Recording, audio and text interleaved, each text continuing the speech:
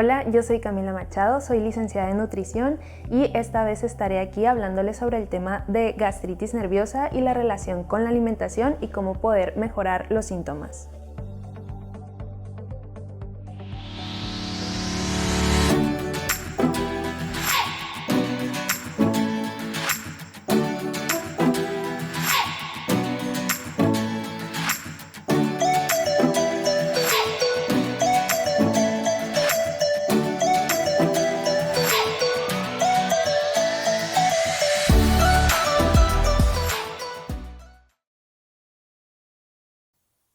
Hola, ¿qué tal? Bienvenidos a Entiende tu Mente, un espacio donde conectamos nuestras emociones con diferentes disciplinas. El día de hoy nos encontramos con la licenciada en nutrición, Camila.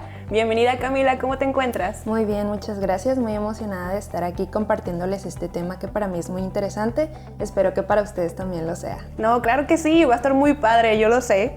Bueno, ¿qué te parece si vamos comenzando? Claro, ¿sale? sí. Nos vamos con la primera pregunta. Primero que nada, ¿qué es la gastritis? Bueno, una breve descripción de gastritis es una inflamación del revestimiento de nuestro estómago.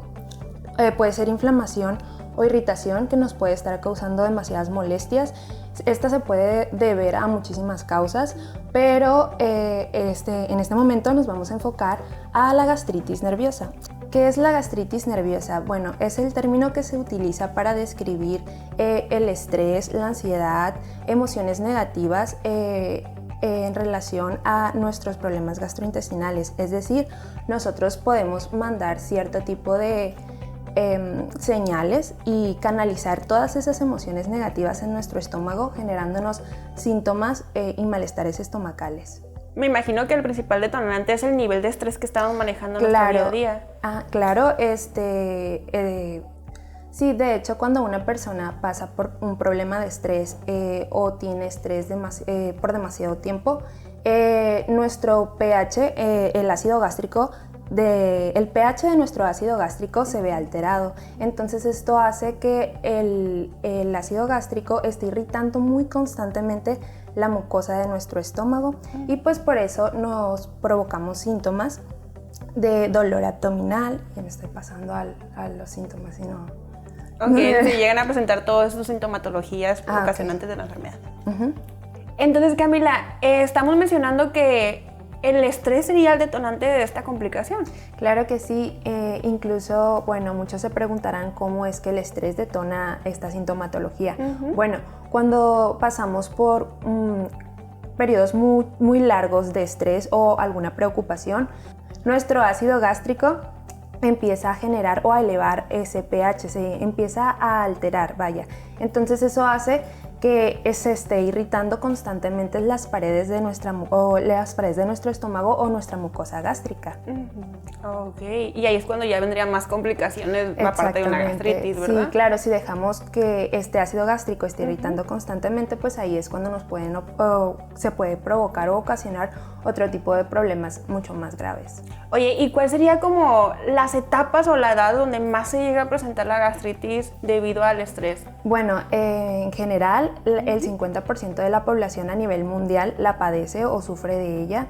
Entre esa población se encuentran muchos los adultos jóvenes que están iniciando a lo mejor una nueva etapa, como la universidad, algún nuevo trabajo o simplemente tienen algún problema emocional y padecen de estrés muy constante, es cuando puede surgir esta sintomatología. Muy bien, como su nombre lo dice, ¿no? Pues gastritis nerviosa por el nervio que están pasando durante las situaciones. Así es.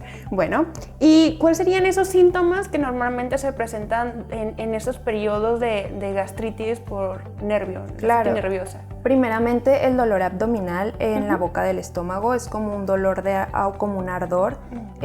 Puede ser puede ser quemante ese ardor. Podemos sentir reflujo también. Mucha inflamación, malestar estomacal general o indigestión y entre otros. También se puede presentar vómito o náuseas. Muy bien. ¿Y el reflujo no es como algo también representativo de ella? Sí, pero bueno, no tanto. Es más el dolor quemante que podemos sentir. Ok, entonces cuando están pasando por un nivel de estrés y sienten como esa molestia es porque bien el pH se incrementó. Claro, se alteró y nuestro ácido gástrico está irritando constantemente la mucosa. E imagino que también el tipo de alimentación debe de cambiar completamente. Es muy importante el tipo de alimentación que vamos a llevar después de este diagnóstico. Qué interesante. Bueno, ¿qué te parece si te pregunto un poquito, pero ahora bien, ¿cómo puedo mejorar esos síntomas que se están presentando? Bueno, sí, primero hay que identificar, es muy importante. Como esto sucede a raíz de nuestras emociones, hay que tratar de relajarnos un poco, bajar esos niveles de estrés. ¿Y cómo vamos a hacer eso? Bueno, existen demasiados ejercicios de relajación, podemos hacer ejercicios de meditación o podemos realizar alguna actividad física que nos guste. Es muy importante que nos llame mucho la atención y que nos guste, porque lo que queremos es bajar el estrés y no que hacer actividad física nos ocasione aún más estrés o ese sentimiento de no querer realizarla. Entonces es importante para liberar endorfinas y bajar los niveles de cortisol, que pues el cortisol, como bien conocemos, es la hormona del estrés. Es la detonante de todo. También es muy importante, si nuestro problema es emocional, ir a terapia, ir con un profesional de la salud mental que nos ayude a ir controlando nuestras emociones poco a poco para no provocarnos constantemente esta sintomatología. Y por supuesto, muy importante, ir al nutricionista que nos dé un menú o un plan nutricional correcto para cada caso, ya que cada caso es diferente. No todas las personas tenemos las mismas tolerancias alimentarias. ¿Y qué se me pasa? Ir con un gastroenterólogo. Tenemos que descartar que la raíz de nuestra gastritis sea por otra causa, por ejemplo, por una infección de Helicobacter pylori, que como bien sabemos es la primera causa de gastritis. Entonces, con los estudios pertinentes podemos descartar ese tipo de infección y para dar un diagnóstico correcto. ¿Y la sintomatología cuando se trata de Helicobacter y cuando es nerviosa es distinta o son muy similares? Los síntomas son similares, pero la diferencia que puede tener es que los síntomas se hacen aún más grandes cuando sentimos algún tipo de estrés o nervios o ansiedad. Entonces, cuando tenemos alguna infección por Helicobacter, pues es muy constante el dolor, entonces no es necesario tener algún tipo de estrés para sentir el dolor. No tener ese detonante. Así es. Y cuando ya se presenta la gastritis, en este caso por Helicobacter, ¿se podría aumentar más la sintomatología cuando pasas por un nivel de estrés? Claro, sí, se podía, fuera un detonante demasiado grande, los síntomas serían demasiado grandes también. Ok, entonces ya diríamos como el estrés estaría empeorando ya la situación que está ocasionando el pylori. Claro, así es. Bueno, pues entonces más cuidado todavía, porque cuando no es una bacteria, pues empezaría con, en este caso, las situaciones externas, ¿verdad? Bueno, entonces, ¿qué te parece si te hago otra preguntita? Sí, claro. Ahorita que ya hablamos sobre los síntomas, y bien, ya sabemos lo que es gastritis, en este caso nerviosa, ¿me podrías hablar sobre aquellos alimentos que en este caso serían benéficos para controlar esas sintomatologías? Claro que sí. Primeramente tenemos que tener en cuenta, la fibra. Esta la podemos encontrar en frutas y verduras. Podemos consumir un sinfín de frutas y verduras siempre y cuando la toleremos, ya que no porque sea un alimento sano quiera decir que la vamos a tolerar igual que otras personas. Hay frutas o verduras que pueden ser irritantes y nos pueden causar también un malestar o un dolor o un ardor en el estómago. Entonces hay que saber identificar qué frutas sí nos caen bien o verduras y cuáles no. También es importante consumir las leguminosas, una buena fuente de leguminosas. Yo recomiendo que usemos la técnica 24 horas antes de la cocción, o sea, 24 horas en remojo antes de la cocción para eliminar algunos oligosacáridos y que estos no nos estén inflamando, al consumir este alimento no nos esté causando inflamación, que por lo mismo algunas personas las tienden a evitar porque causan inflamación. Entonces ese sería un tip. Remojar la leguminosa. También hay que optar por consumir cereales integrales. Algunos ejemplos de esto sería el pan integral, también puede ser tortilla de maíz, podemos consumir ¿La avena también? La avena, la quinoa, el arroz, esos cereales que son benéficos para nosotros. Y ahí sería, ¿por qué motivo? ¿Qué nutriente nos está aportando que nos ayudaría a controlar la sintomatología? O en sí porque es que también nos están aportando fibra, entonces también hay que optar por estos cereales en vez de cereales o harinas más refinadas, por así decirlo, cereales más blancos, por así decirlo.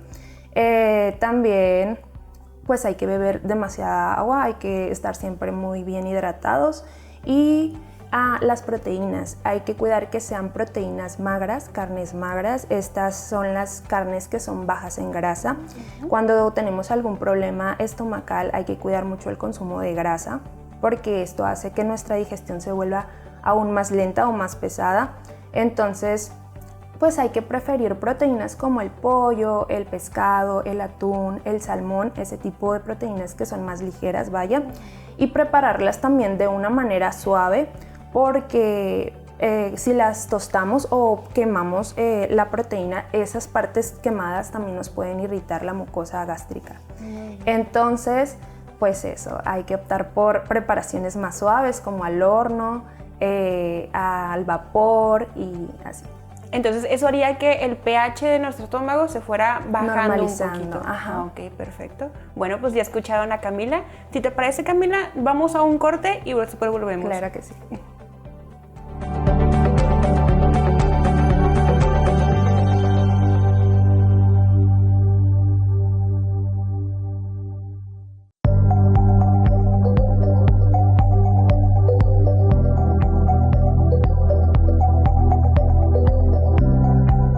Bueno, estamos de vuelta en Entiende tu Mente. Estamos platicando ahorita sobre esos alimentos que serían benéficos para la gastritis nerviosa.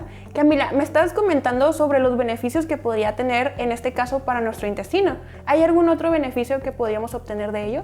Claro, podemos enriquecer, consumiendo este tipo de alimentos, podemos enriquecer nuestra microbiota intestinal, parar un poco la muerte celular y también la permeabilidad, que es cuando las bacterias pueden cruzar por las paredes intestinales y causarnos más problemas. Ah, ok. Entonces no nada más es la sintomatología, sino que también puede ocasionar enfermedad, o sea, empeorar casos. Sí, como por ejemplo disbiosis intestinal puede pasar también.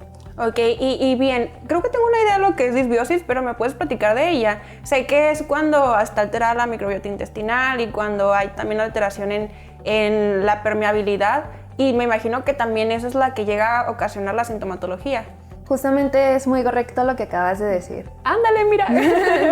Ok, entonces, ahora dime, ¿cuáles serían los alimentos que no tendrían ese efecto benéfico, sino lo contrario, un efecto dañino? Claro, tenemos que evitar o disminuir la ingesta, por ejemplo, de bebidas que pueden ser estimulantes de la secreción gástrica, como por ejemplo lo es el café, el alcohol, es muy irritante, pueden ser bebidas gaseosas también. También debemos de evitar las comidas muy grasosas, muy copiosas, tienen que ser porciones pequeñas en muchos tiempos de comida, es decir, fraccionar nuestros alimentos porque no debemos de tener un ayuno prolongado. Entonces también debemos de evitar consumir todos los alimentos que tengan exceso de grasas o de azúcar y sal también. Debemos de evitar consumir harinas refinadas. Ay, es que... Ahorita que mencionabas la sal, me imagino que también aquellos alimentos que están muy condimentados, que hay ocasiones que le ponen mucha pimienta o cúrcuma y se empieza a hacer más... Claro, los condimentos muy picantes también son los que debemos de evitar consumir, ya que siguen o pueden estar causando irritación. Ok. Oye, y en este caso, esos alimentos, me estás hablando sobre los momentos de ayuno que dejan las personas muy prolongados. Aquí también me imagino que es porque el jugo gástrico se empieza a incrementar. ¿Estoy en lo correcto?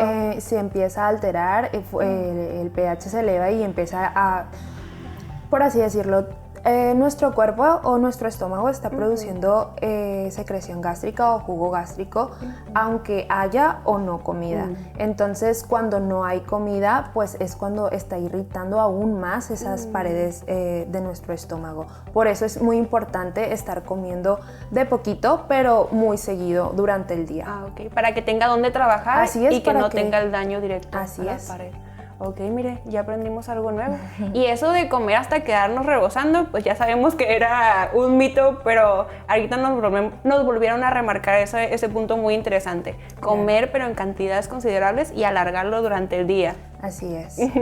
Bueno, y sobre todo el café creo que les va a doler a muchos. Sí, creo que es muy difícil dejar el café, pero pues podemos buscar también algunos sustitutos, pero sí es preferible evitarlo. ¿El té crees que es un poquito menos agresivo? El té negro también contiene cafeína, entonces sí sería irritante también. Entonces directamente es la cafeína. La cafeína. Si es descafeinado, ¿podría tolerarlo un poquito mejor? Se podría. Podemos intentarlo, podemos intentar probarlo, pero bueno. Con medida, me imagino. Con medida y a tolerancia de cada paciente. Bueno, Camila, y ahorita que estamos hablando sobre esta enfermedad, ¿esta enfermedad tiene cura? La gastritis nerviosa sí, podemos tratarla, como antes lo mencionaba, podemos ir de la mano con un psicoterapeuta y con un gastroenterólogo o con un nutricionista y podemos aminorar los síntomas. Claro, tiene una cura. Cuando ya es una gastritis por otras causas o una gastritis crónica, pues es un poquito más difícil porque ya hay un daño que a veces es irreversible. Entonces es cuando más podemos preocuparnos, pero hay que atendernos antes para no llegar a ese nivel. Claro. Entonces, mientras sea algo no tan grave, algo más agudo, sí se podría tratar. Claro que sí. Y ya cuando se convirtió en algo más crónico, ahí ya se vuelve un poquito más difícil. Sí, así es. Muy bien. Y me imagino también que aunque sea agudo, si volvemos a pasar por niveles de estrés, volveríamos a recaer. Tenemos que controlar mucho nuestras emociones. Ok, entonces aquí sí o sí es tratar de regular la cantidad de estrés que estamos pasando. Así es. Oye, y ahorita que estabas hablando sobre esos daños que están presentes en el intestino, ¿me podrías hablar sobre qué daño se podría presentar? Sí, bueno, cuando estamos consumiendo este tipo de alimentos que no nos favorecen, le damos raíz a que nuestra microbiota se vea, ¿cómo decirlo? Dañada, sí, okay. Claro. Entonces, hace que tengamos más problemas inmunológicos y también podemos tener, nuestros intestinos pueden volverse más permeables, es decir, que pueden pasar más bacterias a través de ellos y es cuando nos podemos enfermar o se nos puede agravar alguna infección.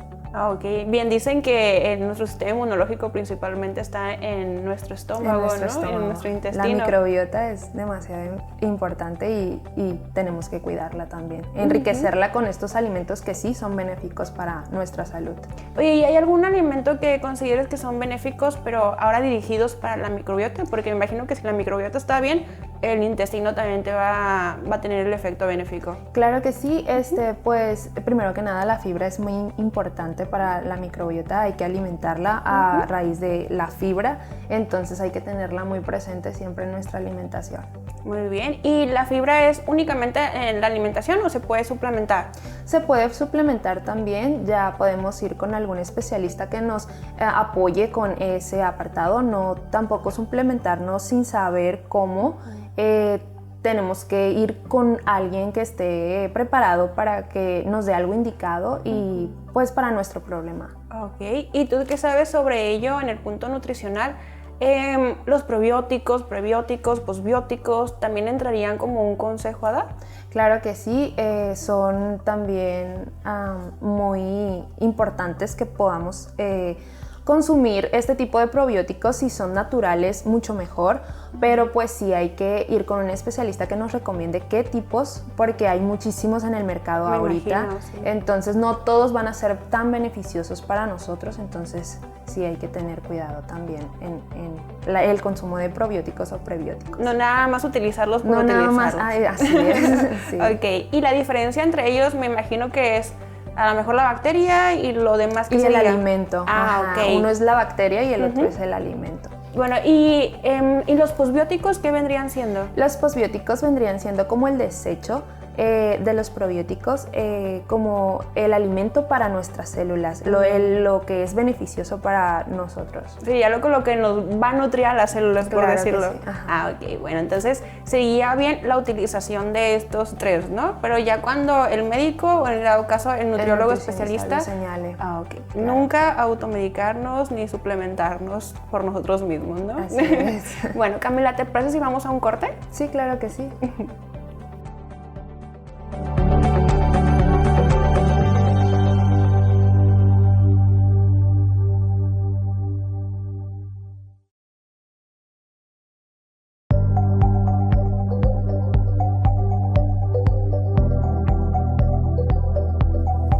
Bueno, estamos de vuelta en Entiende tu Mente.